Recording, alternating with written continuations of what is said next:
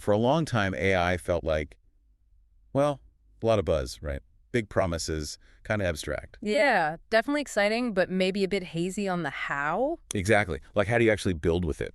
So today, we're trying to crack open that box a little. Get past the hype and into the practical side of things. We want to look at the actual blueprints, see what the companies who are really building with AI are doing. Right, the hands-on stuff. So this deep dive, it isn't just about predicting the future. It's about how the leaders are making AI happen right now, step by step. We're basically giving you a shortcut to understanding the real cutting edge. Mm-hmm.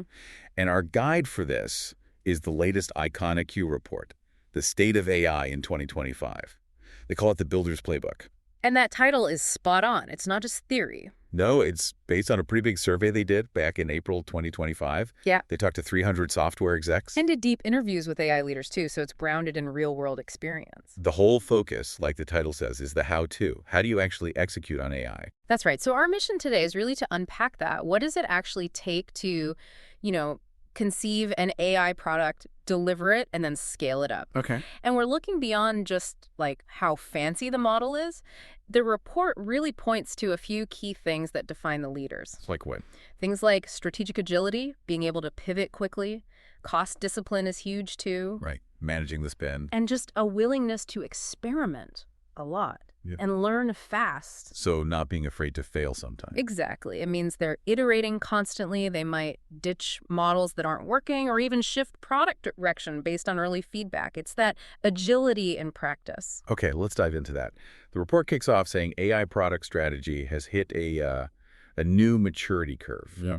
What does that mean on the ground for companies? Well, there's a really clear split emerging. You've got what they call AI native companies. Built with AI from the start. Exactly. Yeah. Versus companies just adding AI features onto their existing stuff. And the difference is stark. How stark? The data shows nearly half, 47% of those AI native companies have already hit critical scale. They've proven market fit. Okay, 47%. And the others? Only 13% of the companies just adding AI features have reached that same point. Wow, 13 versus 47. That's quite a difference. It really is. It suggests that having AI baked in from the beginning, that AI first thinking, it makes a massive difference in speed and success. So what are these successful builders actually focusing on? What kind of AI products are breaking through? The big focus, the dominant trend, is on what the report calls agentic workflows. Agentic workflows. Okay. Okay, what does that mean exactly? Think of them as autonomous systems. They're designed to take multiple steps, handle complex tasks for a user end to end. So not just like write this email,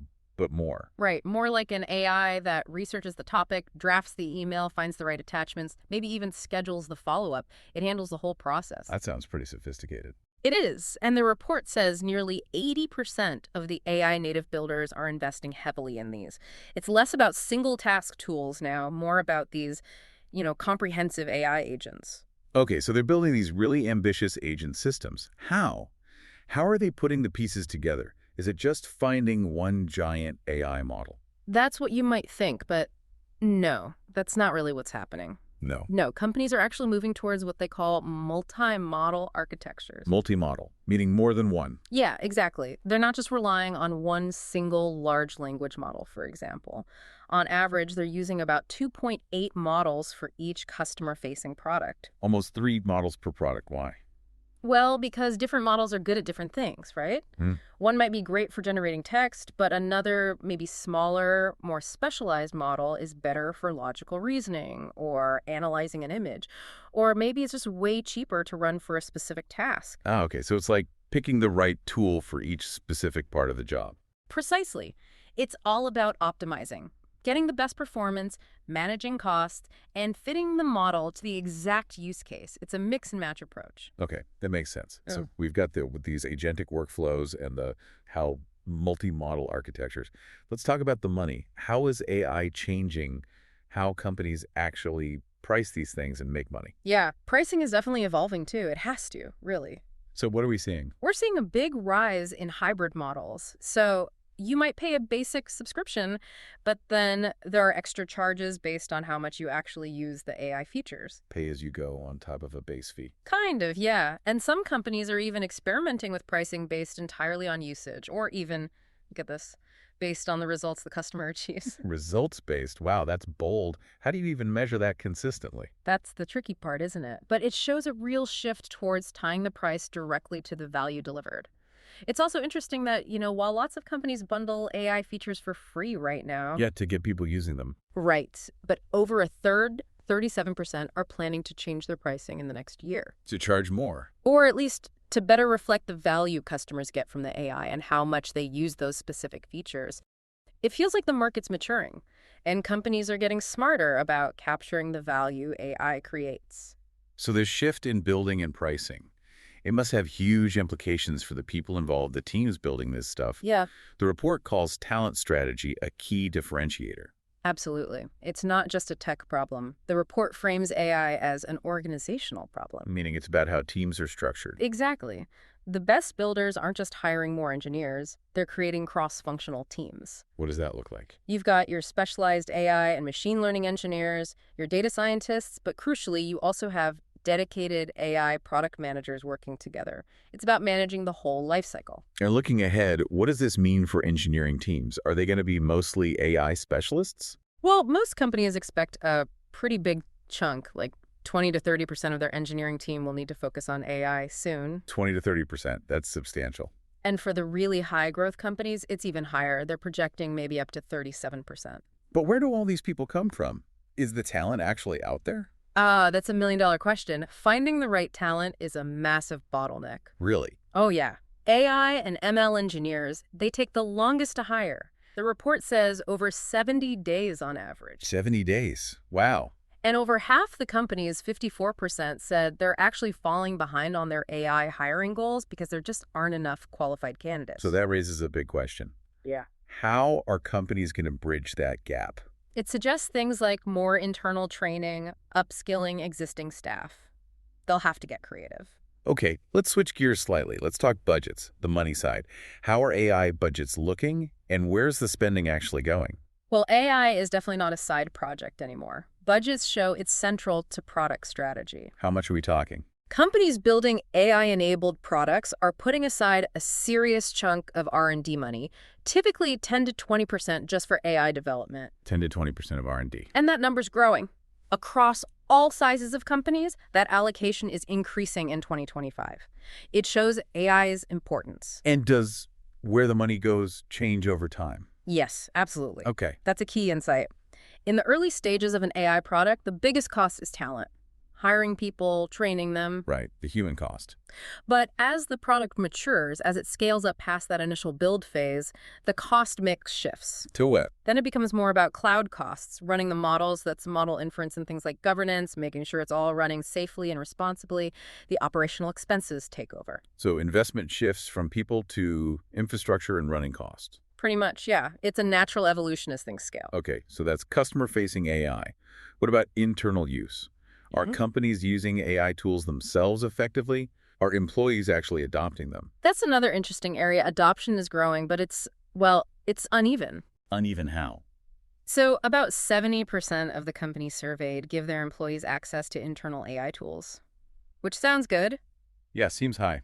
but only about half of those employees actually use them regularly. So there's a gap between having access and actually using it day to day. Why the gap? Is it harder in bigger companies? It seems so. The report notes adoption is tougher in larger, more established businesses. Probably things like old habits, resistance to change, the sheer scale of trying to integrate something new. Makes sense. But does the report say what does work? What makes adoption successful? Yes, it does. There's a clear pattern for the companies with high adoption, like 50% or more of employees using the tools. What are they doing differently? They tend to deploy AI across more use cases, 7 or more internal uses on average. So breadth matters. Give people lots of ways to use it. Exactly. And some specific tools see really high usage. Coding assistance, for example, 77% usage among developers who have access. Content generation tools, about 65%. Even documentation search sees 57% usage. And are these actually boosting productivity? Apparently so. The report highlights gains between 15 and 30% in those specific areas. So when adoption happens, especially across multiple fronts, the productivity benefits can be pretty significant. Okay, interesting. So broad deployment seems key internally. Just one quick final point from the report you mentioned, the AI tooling ecosystem. What's the main takeaway there? Yeah, it touches on that. Basically, it describes the landscape of tools, foundational models, MLOps, platforms, data tools, all that stuff as being fragmented but definitely maturing. Fragmented but maturing. Okay, so lots of options, still evolving. Pretty much. It's not trying to rank the best tools, but it gives like a snapshot of what developers are actually using in production right now. It shows builders are navigating this complex space, often kind of piecing together their own stack. Got it. So quite a journey we've covered. It really feels like AI has moved from just talk, from hype, into a real, practical, hands-on playbook for builders. Definitely. We've seen shifts in strategy, how companies are thinking about monetization, the absolute crunch for talent. How budgets are evolving, and even the mixed picture on internal adoption. And it keeps coming back to those core ideas. Agility, watching the costs, and just being willing to experiment and learn quickly. Those seem to be the defining traits of the leaders. And I think if we connect this back to you, the listener, what's really valuable here is that this report essentially offers a tactical roadmap. It helps you understand how to translate generative AI from an idea into a real durable business advantage, whatever your role might be. Right. It gives you concrete things to look at. So thinking about all this, how AI is rapidly becoming a core operational piece across so many areas, here's something to ponder. What's one area in your own work, or maybe your organization, where you see the most immediate chance for some hands-on AI, even if it's just a small first step? Where could you start building?